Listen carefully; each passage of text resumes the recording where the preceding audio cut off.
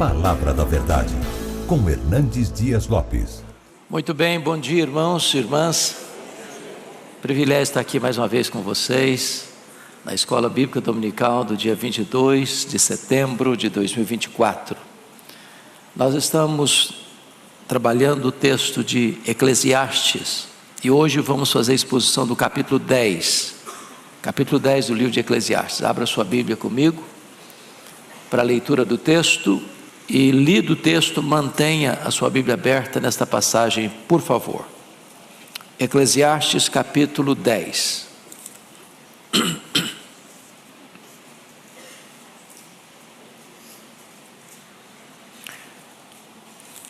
Esse texto diz assim: qual a mosca morta faz o unguento do perfumador exalar mau cheiro, assim é para a sabedoria e a honra um pouco de estultícia.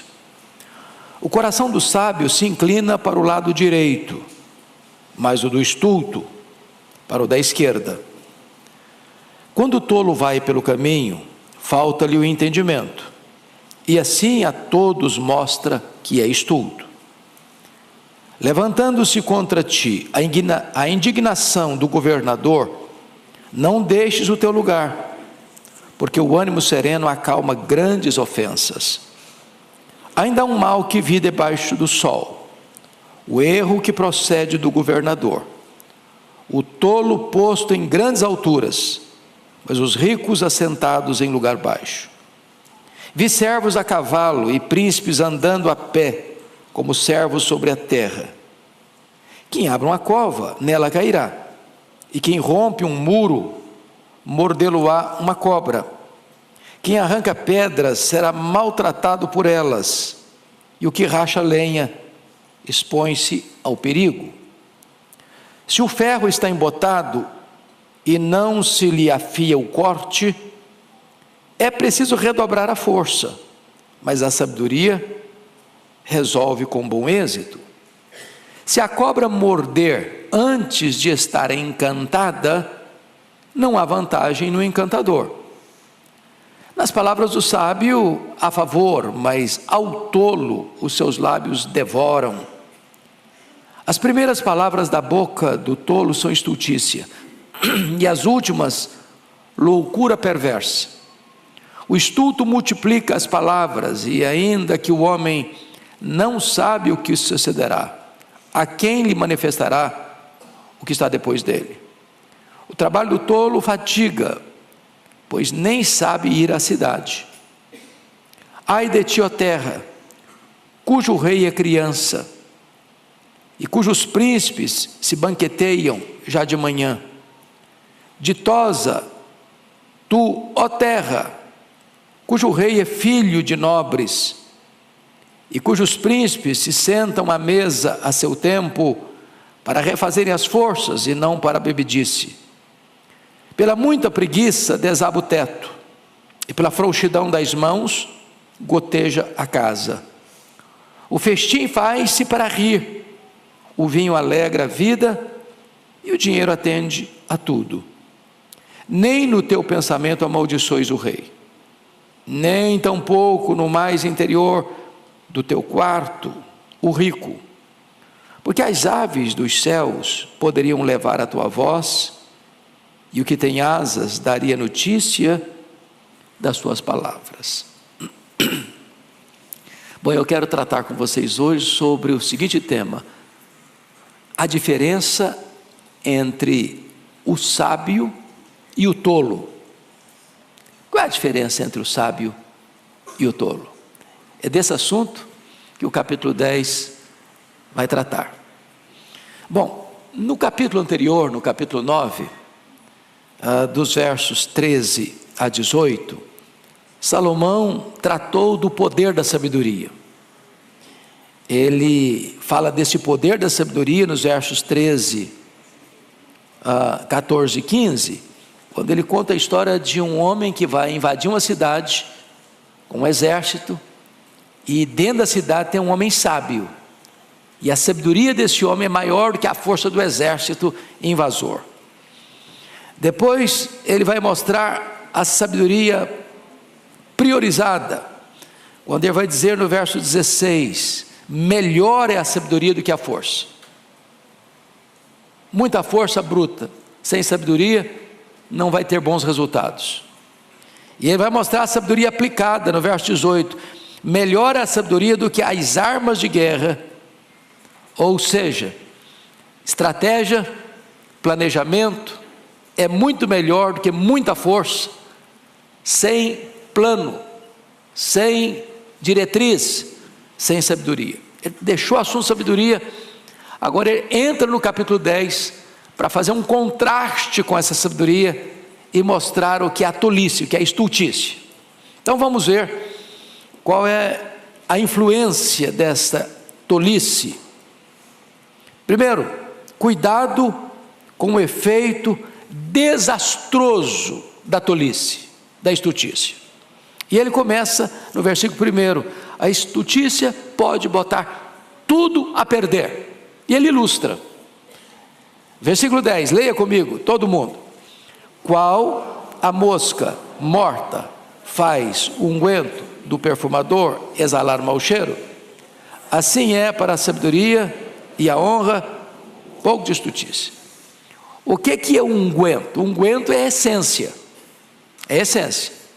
Então todos vocês sabem disso. Você compra um perfume, esse perfume é resultado de uma essência que foi trabalhada. Por exemplo, você lê lá em João 12, que Maria tinha um vaso de alabastro cheio de um perfume preciosíssimo, feito de quê? De nardo puro. O nardo era a essência. O perfume preciosíssimo foi feito do nardo. O unguento é a essência. Então o perfumador está lá trabalhando. Daquela essência ele vai fazer o perfume. Se tem dentro da essência uma mosca morta, a mosca morta vai exalar mau cheiro. Tudo que ele produzir dessa essência, desse unguento, vai ter o mau cheiro, vai comprometer a qualidade do seu produto. É uma ilustração muito simples, mas muito eloquente, muito clara. E o que significa então? Você pode fazer muita coisa certa, você pode acertar 99%, você comete um deslize, um erro, um desequilíbrio, um passo em falso, uma escorregadela, e tudo aquilo que você fez fica o quê? Comprometido, em virtude de uma postura, de uma atitude, de uma palavra, de um ato, de uma ação, de uma reação irrefletida, tola, estulta. Está claro isso? Então, o ponto aqui da sabedoria é o seguinte: você precisa vigiar, acautelar-se, porque basta um passo em falso, e as pessoas vão lembrar desse passo em falso, e não de uma vida toda numa jornada reta. É igual uma mosca que cai no unguento do perfumador.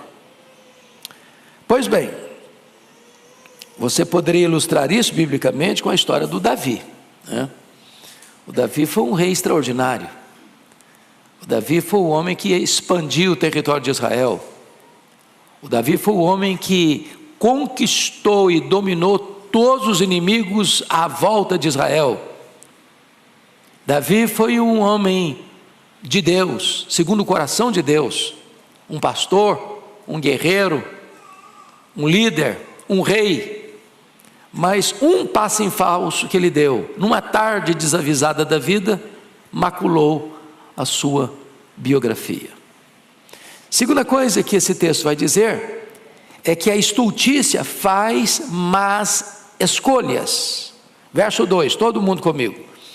O coração do sábio se inclina para o lado direito, mas o do estulto para o da esquerda. Calma, muita calma nessa hora.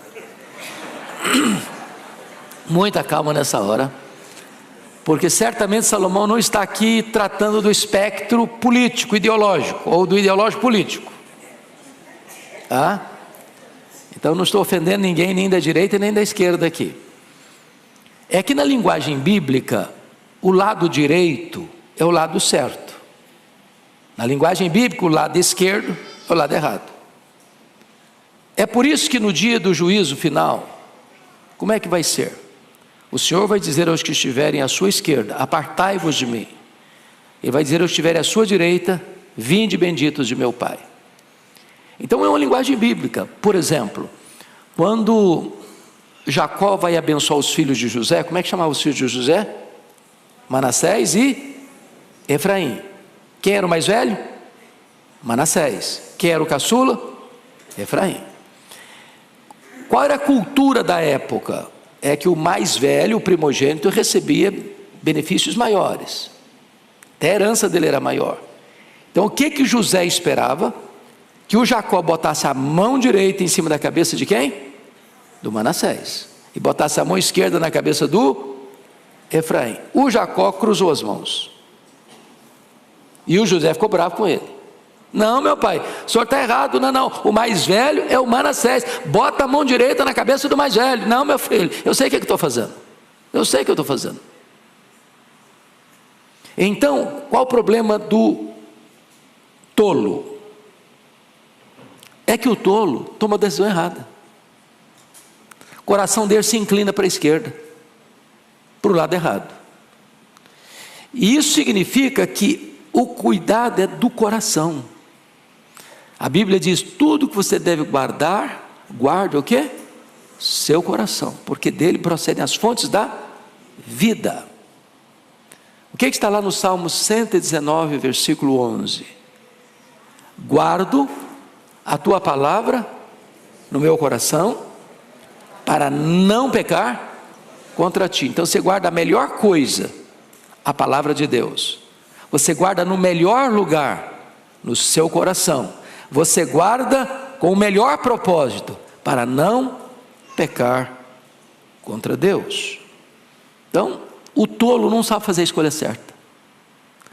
O lado de cá é o lado certo, o lado de lá é o lado errado. Ele larga o lado certo e vai para o lado errado. Ele não tem discernimento, sabedoria para fazer as melhores escolhas na vida. Tem gente fazendo as coisas erradas na vida? Esse é o tolo. Deus diz assim para ele: eu boto diante de você a vida e a morte. E Deus diz: escolha a vida para que você viva.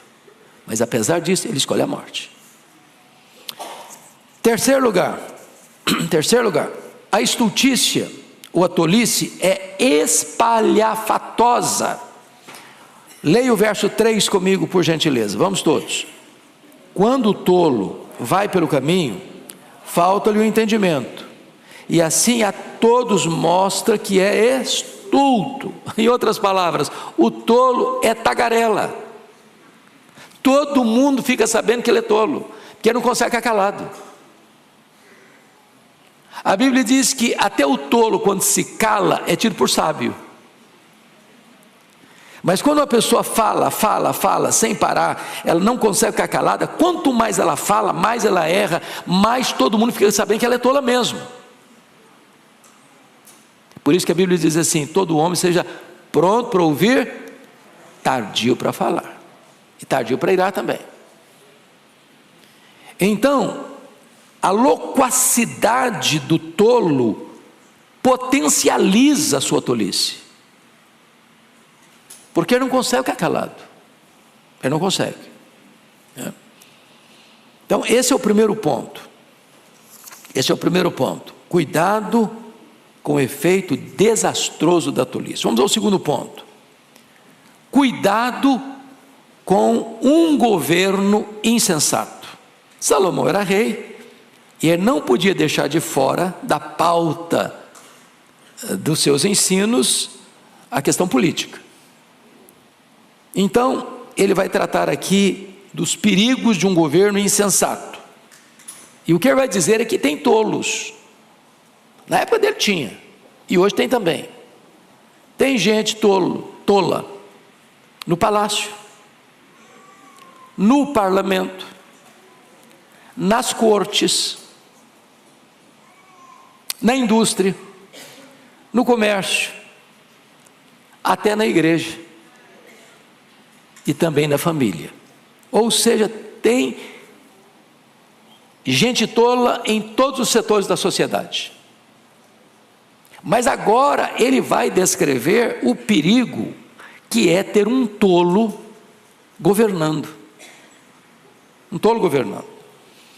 Então, quais são os cuidados que você precisa ter com um governo tolo? Primeiro, reaja transcendentalmente à perseguição.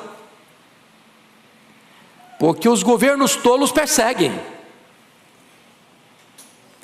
Os governos tolos não aceitam o contraditório. Os governos tolos oprimem quem discorda deles. O governo tolo vai sempre ter o chamado caça às bruxas, porque não suporta oposição. Então, vamos ler o verso 4, todos juntos comigo, por favor. Verso 4. Levantando-se contra ti a indignação do governador, não deixes o teu lugar, porque o ânimo sereno acalma grandes ofensas. O que ele está querendo dizer aqui é que você precisa reagir com sabedoria diante de uma perseguição de um governo tolo. Ele vai perseguir você. Se você fugir, você está dizendo, sou culpado. Ele vai atrás de você. Se você reagir tentando medir forças, quebra de braço, a corda vai roer de que lado? Do lado mais fraco. Ele está com a máquina na mão, você não consegue resisti-lo. Qual é a postura? Ele diz, a postura é uma reação transcendental, mostrando o quê? Ânimo sereno, dando provas de que você é inocente. A resposta branda desvia o furor, mas a palavra dura suscita ira. É por isso que a Bíblia diz assim, é melhor o longânimo do que o herói de guerra, e o que domina o seu espírito é mais forte do que quem domina uma cidade. Então, controle emocional. Está faltando um pouco dos nossos políticos, controle emocional? Controle emocional. É isso que ele está dizendo. Isso levou um cidadão chamado Mark Twain a dizer o seguinte, suponho que você seja um idiota. Ele está brincando, viu gente? Ele está aqui um pouco apimentado, mas escuta a frase dele. Suponho que você seja um idiota, e suponha que você seja membro do Congresso. Perdão, estou me repetindo. Bom, ele pegou pesado demais, né? Nós não concordamos com ele não, mas tudo bem. Ou seja, não meça forças, não fuja, demonstre o que? Serenidade. É assim que você lida com um governo tolo. Segundo, o mal de um governo tolo. Leia comigo versos 5 e 6, toda a igreja comigo, vamos lá. Ainda há um mal que vi debaixo do sol, erro que procede do governador, o tolo posto em grandes alturas, mas os ricos assentados em lugares baixos. Então, um tolo governando e os sábios sendo governados. Não é uma inversão? O que é o normal? É que o sábio governe e os tolos sejam governados, até para ficarem sábios. Mas quando essa inversão na sociedade, e você põe um tolo no governo, que só um tolo só vai para o trono se os tolos botarem no lá. Já escutou aquela frase que cada povo tem o governo que merece? É isso que Salomão está dizendo. Como é que um tolo chega no governo, no poder? Porque os tolos botaram ele lá, abriram o caminho para ele. Então, quando as pessoas erradas conquistam o poder, tudo é virado de ponta cabeça. Há uma inversão de valores. E o melhor exemplo disso é o filho do Salomão.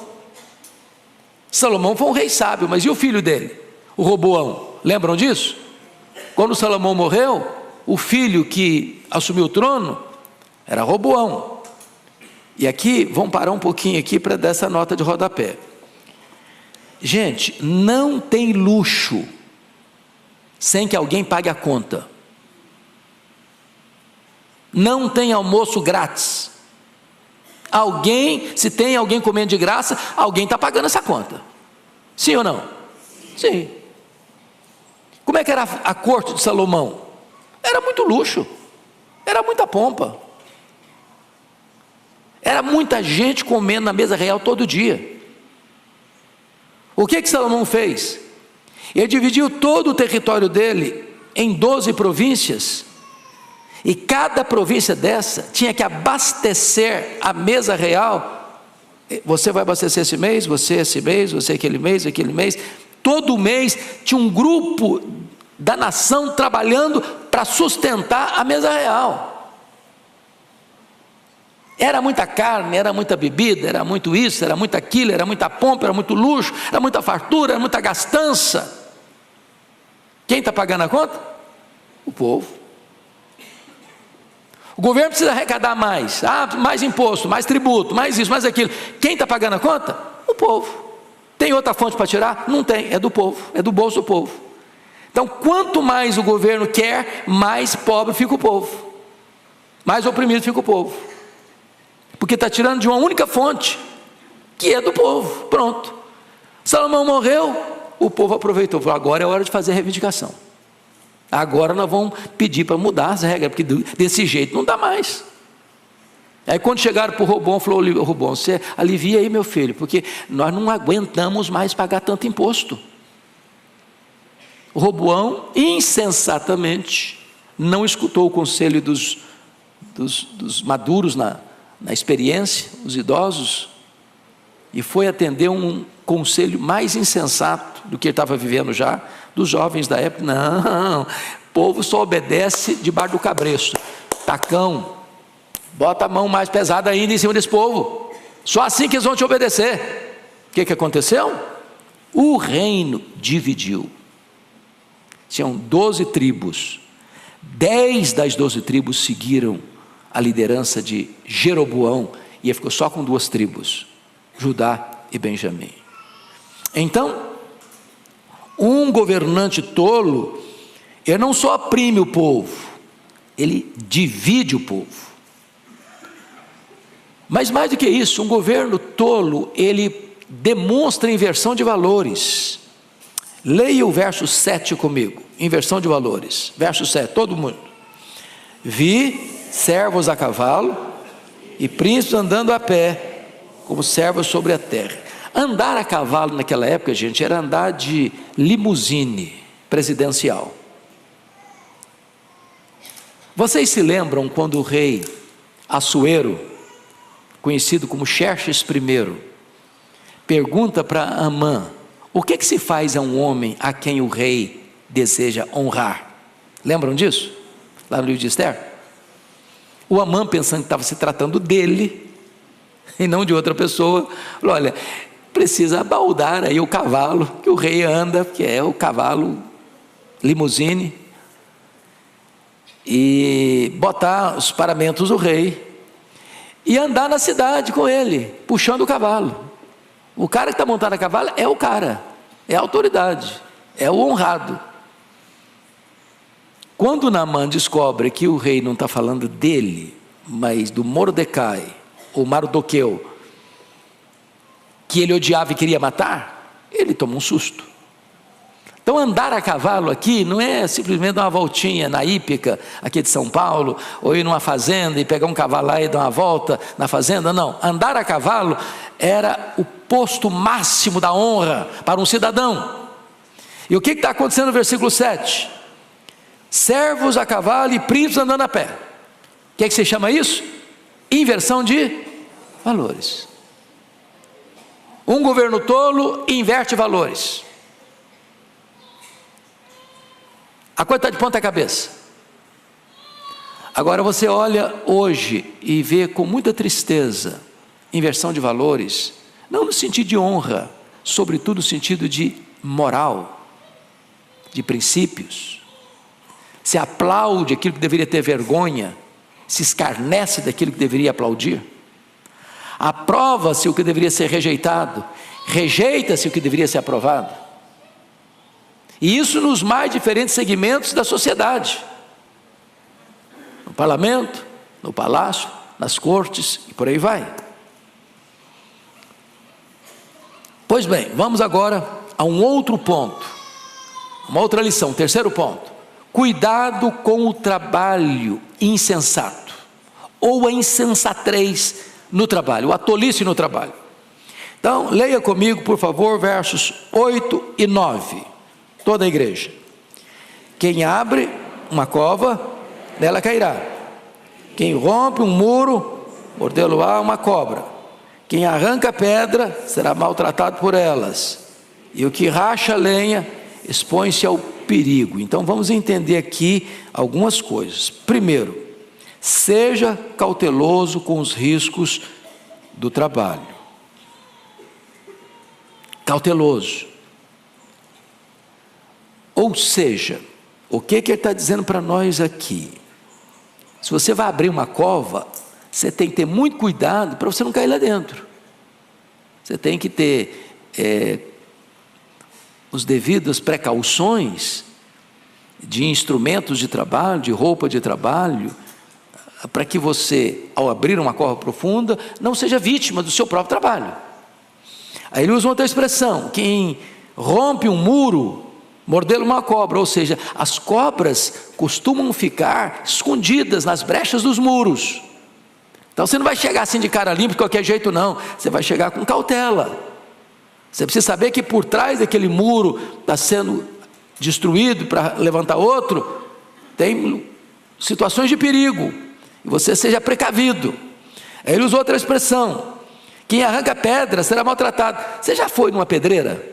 Eu sou lá do Espírito Santo, e lá você sabe que hoje o maior produtor de rochas ornamentais do mundo, granito, muito granito. E aí, se você chega naquelas pedreiras que não fizeram um trabalho profissional lá no começo, você vê tanta pedra, mas é pedra demais, a terra fica completamente destruída, improdutiva, não dá para animal andar, não dá para você andar. Se você está mexendo com pedra, cuidado, que salta uma laça de pedra aí, te machuca, te fere. Então, cautela com o seu trabalho, se ele é perigoso. Ele usou a expressão: o que racha lenha, expõe-se ao perigo. Você já rachou lenha na vida? Acho que quem morou na roça aqui? Só eu? Não, tem mais gente. Opa, tem amigos aqui. Você já rachou lenha para fogão a lenha? Você tem que ter cuidado, que uma lasca daquela pode vir em você.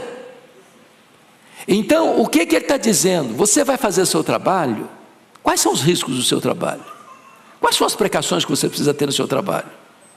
É claro que hoje talvez é outro tipo de risco, mas o princípio é o mesmo. Todo trabalho expõe você a um determinado risco.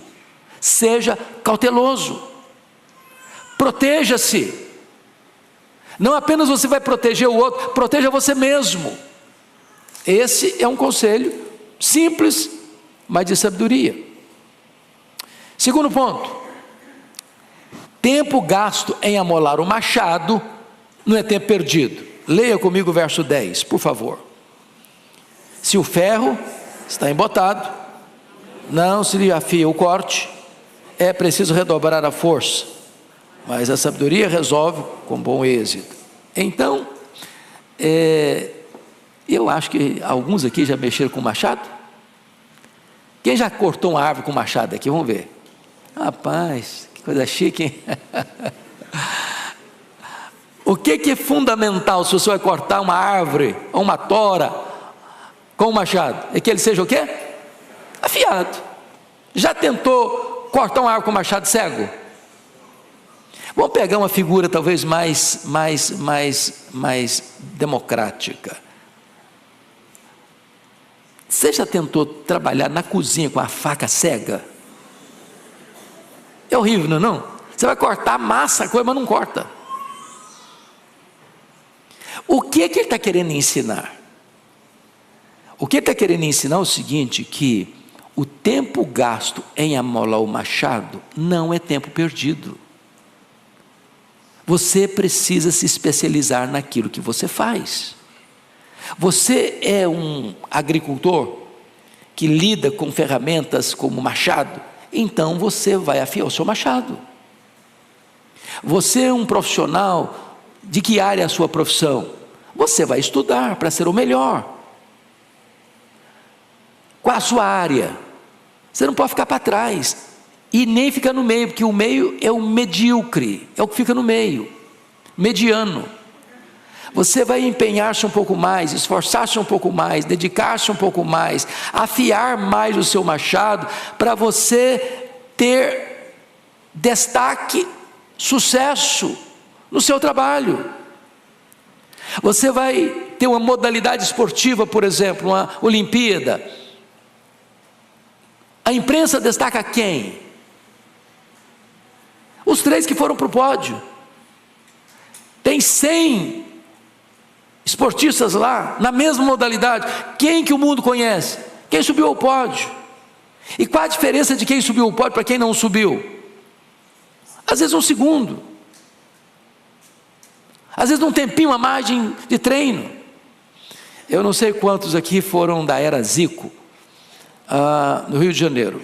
Bom, vou confessar, sou flamenguista, melhor time do Brasil, com respeito aos demais.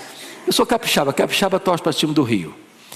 Então, vocês que são cabecinha branca, lembram do Zico? Ele era chamado o Rei do Rio. E aí, bater falta para ele era um gol, quase garantido. E um dos colegas dele, um zagueiro chamado Moser, diz que quando todo mundo ia embora, o Zico ficava sozinho no campo, botava a barreira e batia a falta, e batia a falta, e batia a falta, e batia a falta, e batia a falta. Não errava, era muito raro ele errar uma. Mas para que ele fosse o homem excelente que foi no esporte, afiou o machado, afiou o machado, afiou o machado, afiou o machado. Isso em qualquer área da vida. Então eu quero aqui estimular você a se tornar um especialista. Agora vamos fazer aplicação espiritual. Você é crente? Afia o seu machado, varão. Não seja crente meia boca. Não esteja crente sem corte. Seja crente de verdade. É essa lição que o texto está querendo nos passar.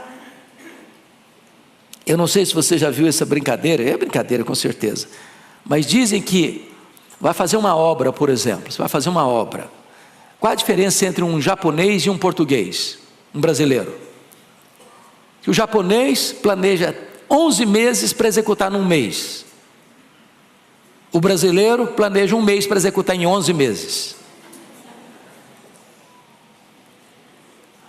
Planejamento vai diminuir o seu trabalho, o seu esforço, seus gastos. Afia o seu machado. Bom, então vamos a uma outra lição de cuidado com o trabalho. Seja cauteloso com os riscos do seu trabalho. Primeiro, tempo gasto em amolar o machado não é tempo perdido. Terceiro, haja com celeridade, com rapidez. Leia o verso 11 comigo. Vamos juntos. Se a cobra morder antes de estar encantada, não há vantagem no encantador. Bom, o que ele está querendo dizer aqui?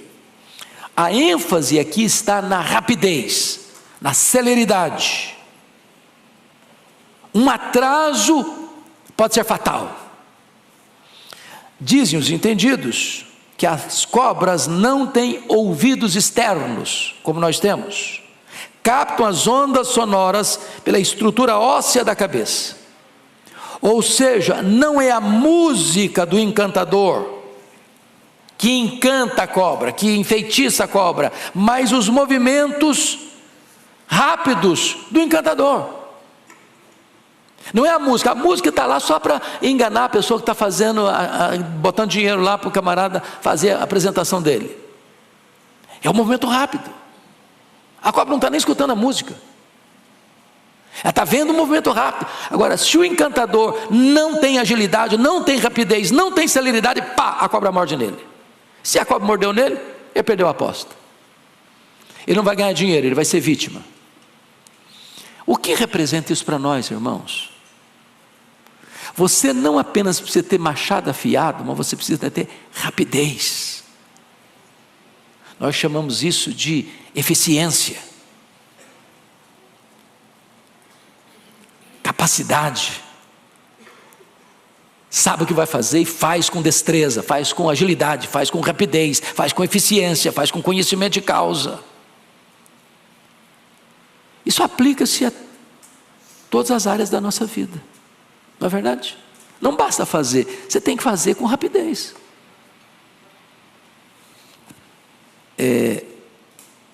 Os advogados aqui, tem prazo de entregar o negócio? Tem prazo? Como é que chamam isso? Vocês que são advogados, me fala aí. Se você não entrega no prazo, prescreve. Perdeu. Não adiantou você fazer bem feito. Você tem que fazer bem feito no tempo certo, na hora certa.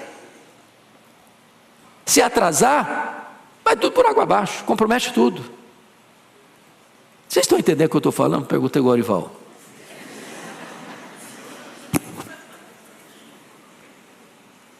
Então pensa na sua área lá. Qual a sua área profissional? Não precisa falar não. Sua área. Você é rápido. Você é ágil. Você faz a coisa certa, da maneira certa, no tempo certo. Ou você vai empurrando com a barriga, no tempo que der. Ou se rende à preguiça. Você vai cochilar um pouco, quem sabe amanhã dá prazo, quem sabe amanhã eu faço, outro dia eu faço. Tem uma ave lá no meu estado, chamada bacurau. E o bacurau é uma ave noturna, uma ave marrom. E sabe o que o bacurau canta e só canta isso? Amanhã eu vou, amanhã eu vou, amanhã eu vou. E não veio até hoje, e não vai vir nunca. Só promessa. Não tem rapidez, não tem agilidade. Então faça a coisa certa, machado afiado, mas faça no tempo certo, senão a cobra te pega. Senão a cobra te pega, se você não fizer na hora certa. Bom, dito isto, vamos agora para um outro aspecto do texto, né? Quarta lição do texto: cuidado com a língua insensata. Então, o perigo das palavras destruidoras, versículo 12, toda a igreja comigo. Nas palavras do sábio há favor, mas ao tolo seus lábios devoram. Quando o tolo fala, não tem favor, não tem edificação, não tem bênção, não tem instrução, não tem ajuda. Mas quando o tolo abre a boca, ele devasta tudo. Lá em Tiago, capítulo 3, diz que essa palavra do tolo é comparada com um fogo destruidor. É comparada como um incêndio. É comparado como um veneno de uma víbora. Aliás, dizem que o animal mais perigoso do mundo,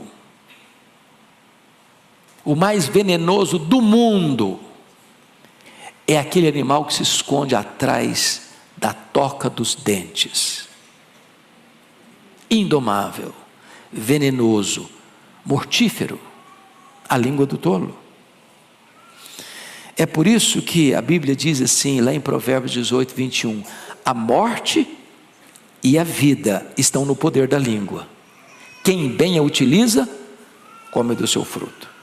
Segundo lugar, o perigo das palavras pervertidas. Versículo 13, leia comigo. As primeiras palavras da boca do tolo são estultice, e as últimas, loucura perversa. Então, do começo ao fim, a boca do camarada é um problema. Tem gente que quando abre a boca, pode escrever, é problema. Ele chega e abre a boca, tem problema, tem confusão, tem briga, tem discórdia. Ele chega, ele transtorna o ambiente. Ele abre a boca, ele abre uma cova, uma sepultura. As pessoas são machucadas, são feridas, gera contenda, induz ao erro e mata. Mas em terceiro lugar, Salomão fala do perigo das palavras descontroladas. Versículo 14, aliás, versículo 14. Leia comigo aí, por favor. O estulto multiplica as palavras, ainda que o homem não sabe o que sucederá. E quem lhe manifestará o que será depois dele? Meus irmãos, o tolo prova sua tolice porque não sabe ficar calado. Isso levou Platão, o pensador grego, a fazer a seguinte declaração: homens sábios falam porque têm algo a dizer. Homens tolos falam porque precisam dizer algo. Viu a diferença? O sábio tem algo a dizer, o tolo precisa dizer algo.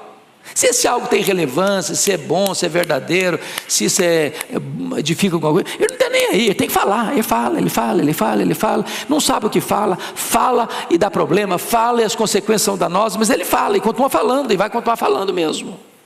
Ele não sabe ficar calado. As palavras são descontroladas, são um fluxo constante de insensatez.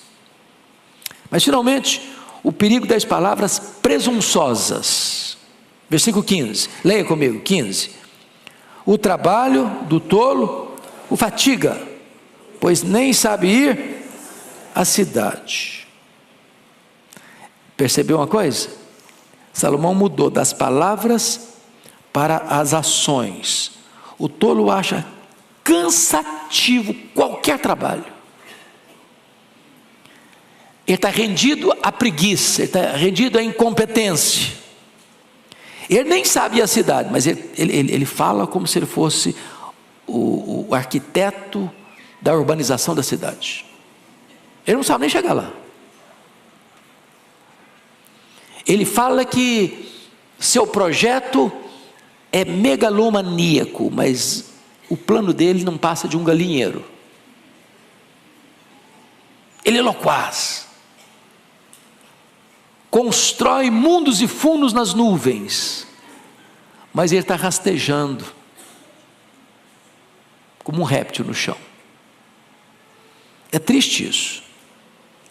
E isso levou Abraham Lincoln a fazer a seguinte declaração: é melhor calar-se e deixar que as pessoas pensem que você é um idiota,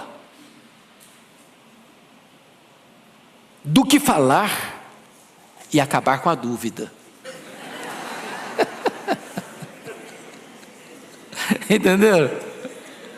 Vou repetir: é melhor calar-se e deixar que as pessoas pensem que você é um idiota, do que falar e acabar com a dúvida. Falou, ninguém tem mais ideia mesmo, é idiota mesmo, todo mundo sabe. Então, se você não tem o que falar, não sabe o que vai falar, fica calado. Você está numa reunião, todo mundo está emitindo uma opinião, e você não quer ficar de fora.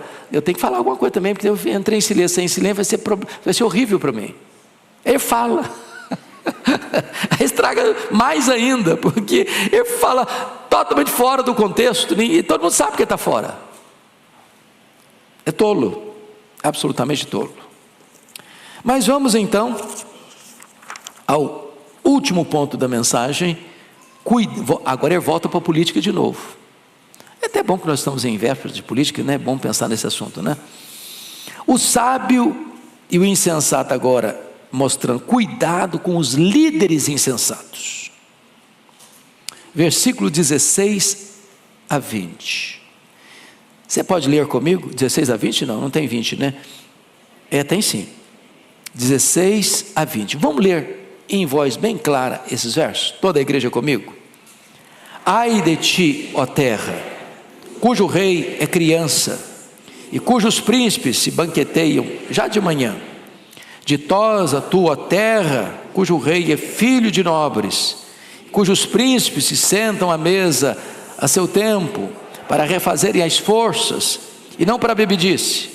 Pela muita preguiça desaba o teto, e pela frouxidão das mãos goteja a casa. O festim faz-se para rir, o vinho alegra a vida, e o dinheiro atende a tudo.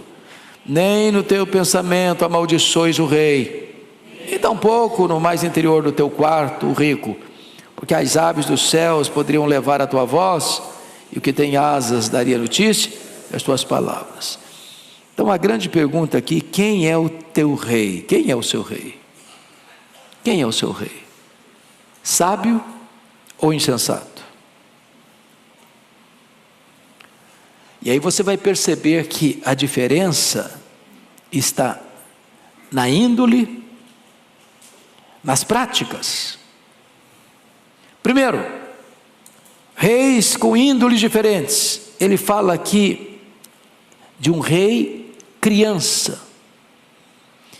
Ai de ti, ó terra, cujo rei é criança. E quando ele está falando que o rei é criança, está dizendo que o rei tem faixa etária infantil. Não está falando que ele é uma criança no sentido de idade cronológica. Ele está chamando o rei criança, o rei imaturo. Ele é adulto, às vezes até velho, mas é o quê? Imaturo. E qual é a evidência que um rei é imaturo? Que um líder político é imaturo? Que alguém que foi colocado no poder é imaturo? É quando ele entra lá para curtir a vida, as benesses do poder. Ele se hospeda num hotel 6 estrelas. Quem está pagando a conta dele? Quem ganha salário mínimo. Ele não se incomoda com isso. Ele faz viagens internacionais e leva uma grande comitiva. Para quê? Para oferir as benesses do poder. Quem está pagando a conta? O povo.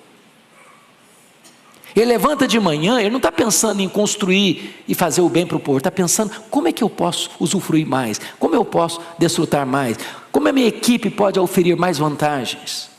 Ele está dizendo isso. Ele levanta de manhã para beber.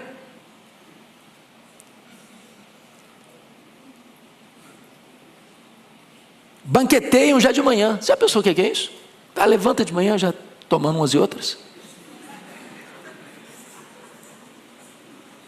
Ele perdeu a lucidez para trabalhar o restante do dia. Qual a diferença do rei sábio, que nomeia uma equipe sábia? Olha a resposta. Versículo 17: ditosa tua terra, cujo rei é filho de nobres, e cujos príncipes se assentam à mesa a seu tempo, para refazerem as forças, e não para bebedice. Ou seja, quando esse rei sábio vai sentar à mesa com a sua equipe, para que ele está sentando à mesa? Para comer, porque já trabalhou. Ele não come para trabalhar, ele trabalha e depois come, para refazer as forças, não para bebedice, refazer as forças para trabalhar mais, para servir mais. Ele não está lá para se beneficiar, para se lucupletar, para se abastecer, para se servir do povo. Ele está lá para servir o povo. Ô, gente, isso foi escrito há 3.000 anos. Há 3.000 anos. Se saísse estampado na Folha, no Estadão, ou nos telejornais, você pensava que está descrevendo a realidade de hoje. Pois bem, quais são os resultados do tolo e do sábio, do rei tolo e do rei sábio? O rei tolo, ele vai governar para a tragédia. A nação vai de água abaixo, a economia vai de água abaixo, as empresas vão de água abaixo, a população vai de água abaixo. Porque não dá para você tirar do cofre, e esse cofre não esvaziar, porque só tem uma fonte para abastecer o cofre: é o povo, é o trabalhador. Diferente daquele que está lá trabalhando, pensando no bem do povo, para o progresso do povo, para a prosperidade do povo, para o bem-estar do povo. Ele para comer, para reabastecer as forças, para renovar as forças, para continuar trabalhando mais. É essa a ideia que ele está mostrando para nós aqui. Segundo ponto, não se renda à preguiça. Versos 18 e 19 diz: pela muita preguiça desaba o teto, e pela frouxidão das mãos goteja a casa. Do que ele está falando? Ele está usando um exemplo que qualquer pessoa sabe, né? Hoje em São Paulo a maioria mora em apartamento, mas pensa numa cidade ou um lugar que é casa. Então, o que é uma goteira? Uma goteira, chove, pinga, está lá. Se você vai lá e não resolve o problema da goteira, ela vai continuar pingando mais. E o que vai acontecer? Ela vai apodrecer a estrutura de sustentação dos caibros. Daqui a pouquinho não tem uma goteira, tem um buraco. Daqui a pouquinho, se você não cuidar, por causa de preguiça, de falta de ação na hora certa, para resolver o problema, para contornar a situação, o teto desaba na sua cabeça. O que ele está ensinando para nós? Problema surgiu, problema precisa ser resolvido. Não adia a solução. Não bota debaixo do tapete. Não empurra com a barriga. Seja ágil na solução do problema, na correção do problema. A ilustração dele é simplérrima. Qualquer pessoa sabe o que é uma goteira numa casa. E qualquer pessoa sabe que se um problema surgiu e você não resolvê-lo, você não enfrentá-lo, você não tomar medidas práticas, rápidas para solucionar, o problema só vai crescer, só vai crescer, só vai crescer, até acontecer uma tragédia. Bom, nós poderíamos exemplificar isso, por exemplo, nos rompimentos de barragens. Vocês sabem disso. Alertas foram feitos. Alertas foram feitos, cuidado, é problema, é perigo, precisa cuidar, não pode deixar de requentar. Até acontecer uma tragédia. Às vezes, numa barragem, uma pequena fenda, mas só está passando um pouquinho d'água, daqui a pouquinho rompe a barragem e pronto. Aí inunda todo mundo. Então, solução não se espera, se enfrenta a solução, para buscar a solução imediatamente. Isso é conselho de Salomão. O segundo conselho aí, versículo 19: o festim faz-se para rir, o vinho alegra a vida e o dinheiro atende a tudo. O que está acontecendo aqui? É aquela pessoa que acha que a vida é festa, pessoa que acha que o vinho é para ser experimentado a toda hora, porque alegra a vida, e que tendo dinheiro, está tudo resolvido, pronto. Será que está mesmo? Então vou dar um exemplo bíblico. Daniel capítulo 5. O rei é Belsazar. O império que ele domina é o maior do mundo, a Babilônia. E ele está numa festa. E ele tem convidados ilustres do império. E eles resolvem fazer algo que o que é comum já não satisfaz mais. Você sabia disso? O homem chega a um ponto que aquilo que é normal, todo mundo está fazendo, para ele não satisfaz mais. Está com um copo de cristal. Copo de cristal não está com nada, eu quero um copo de ouro. Mas copo de ouro também não satisfaz, não. Eu quero um copo de ouro sagrado. Então manda trazer lá os vasos do templo de Salomão, que foram saqueados. Vamos beber neles. Vamos dar uma incrementada na nossa festa. E ele achava que estava tudo bem, porque dinheiro não está faltando.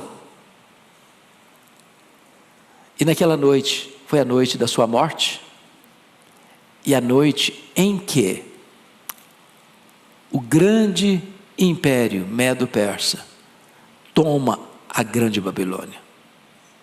Tem muita gente que acha que porque tem dinheiro, porque tem vinho, porque tem festa, a crise nunca vai chegar. O problema nunca vai bater a sua porta. Ele acha que ele tem dinheiro e resolve tudo com dinheiro. E tem coisas que o dinheiro não resolve. O dinheiro não dá nem felicidade, nem segurança. O máximo que o dinheiro vai dar é um caixão de cedro bonito. E algumas coroas de flores em cima do caixão.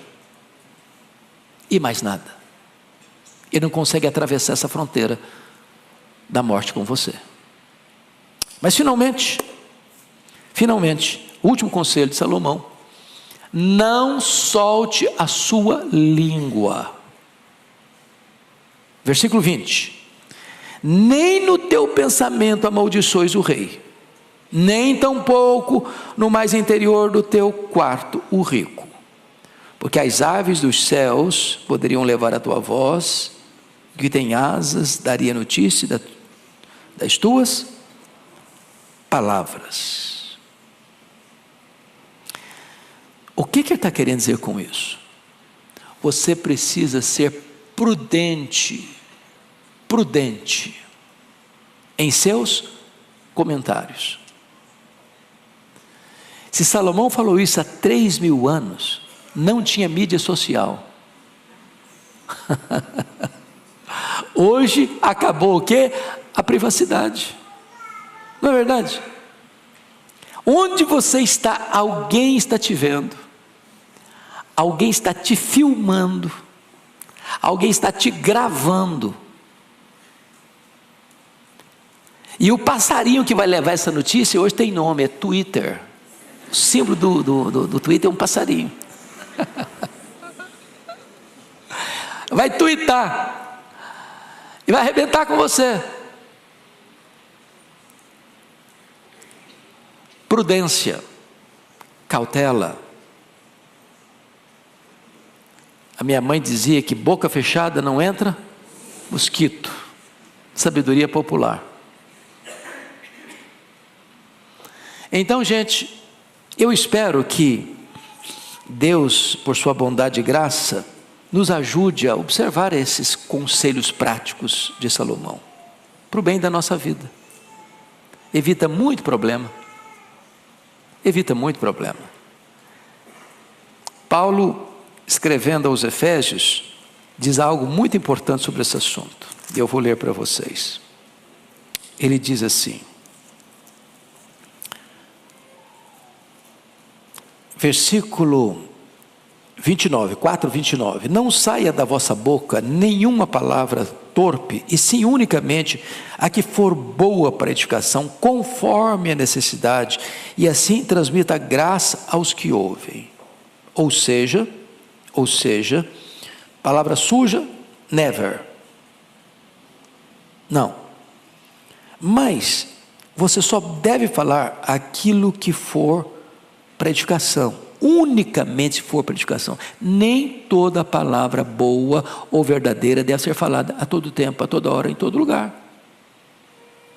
Tem hora de ficar calado. Tem hora de você não emitir a sua opinião. Tem hora que você tem que ter a prudência da serpente, mais do que a simplicidade da pomba. Tem que ser unicamente se for boa para a edificação, mas tem que ser conforme a necessidade. Tem hora que não tem necessidade. Então, bico calado. Tem que transmitir graça aos que ouvem. Então, Tiago diz que o homem que não tropeça no falar é um perfeito varão. Que Deus nos ajude a ter essa prudência. Vamos ficar em pé?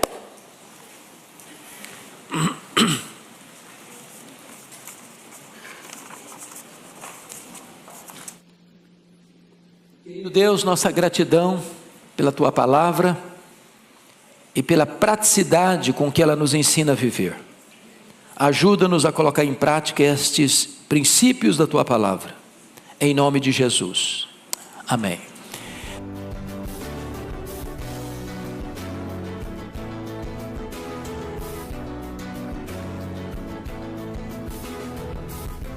Palavra da Verdade, com Hernandes Dias Lopes.